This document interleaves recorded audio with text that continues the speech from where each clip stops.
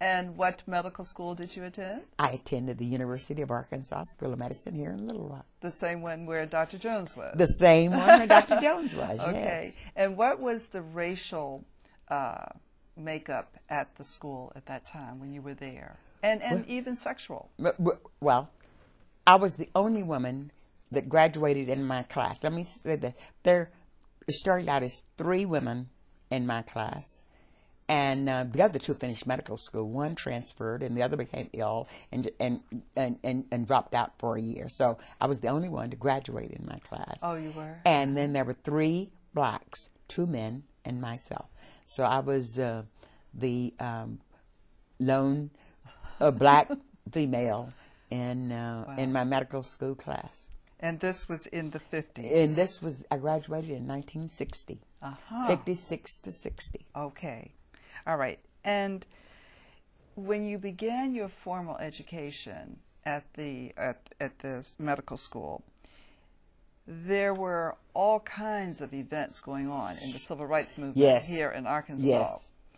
Will you talk about what you saw, what you felt, and how you were affected? One of which, of course, was the Little Rock Central High School desegregation. And the Little Rock Central High School desegregation was a big issue at that time. And I was, in many ways, I was fortunate. I came and was going to medical school. There was a young white woman who was in my medical school class that we had met. And so she asked if we could possibly live together. Well, we did. We rented a house together. Really? And the whites in the neighborhood came over and told her that she had to move. The street was, on one side of the street was predominantly black, and on the other side of the street was white. That was kind of a racial divide down the middle of the backyards, if you wanted. And so she told them, well, if they would pay her rent, she would move. But anyway, we stayed together for that year. Good for her. Oh, yeah. Yes. But for that year, and I met a lot of the people in my class that I probably would not have met except for her. And so, we had a very good year. It was a very difficult year for me, in that I'd been out of college and in service, getting ready for the GI Bill and all. But with her help and my studying hard, or we were back to.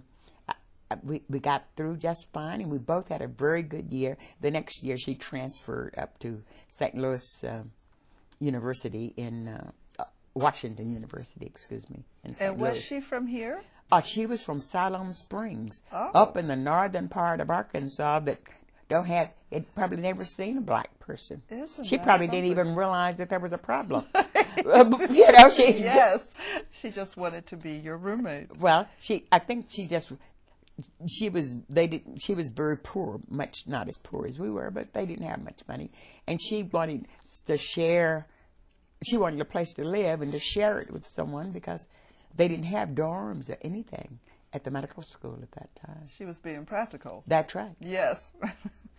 And sensible. There was one incident that you clearly remember some of the very bad times. And one of the white medical students, see, when I started medical school there, the blacks and whites had a separate dining room.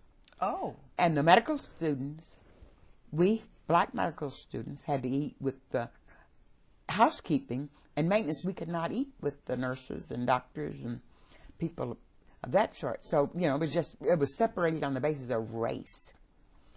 And after a while, they decided that, the black medical students should be allowed to eat in the main dining room. Could you be seated next to each other in the classrooms? Oh, yes. Yes, we were but just the eating. Just the eating. Bathrooms?